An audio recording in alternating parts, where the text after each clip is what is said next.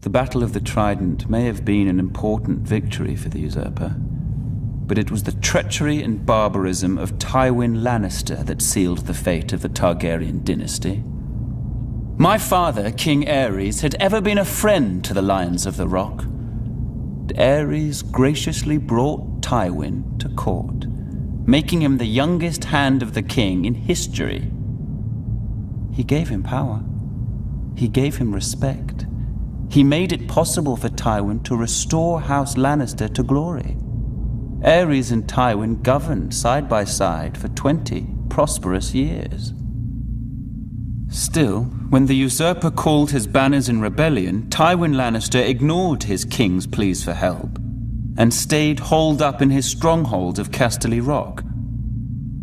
In time, my brother, Prince Rhaegar, was dead. The realm was in turmoil, and the usurper's forces were said to be riding for King's Landing. What a glorious sight it must have been when a force of 10,000 Lannister men showed up at the gate of the capital with Lord Tywin at their head, pledging support to his beleaguered king. Aerys opened the gates for his old friend. Instead, Lannister and his men proceeded to plunder and destroy the city that he had called home for decades.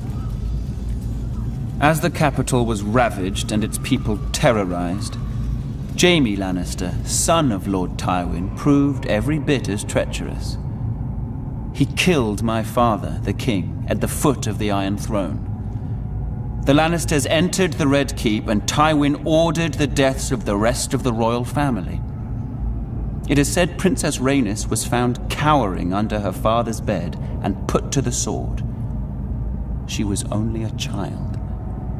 As for Rhaegar's widow, Elia, she was forced to watch as Lannister thugs dashed her baby son's head against a wall before being raped and murdered herself.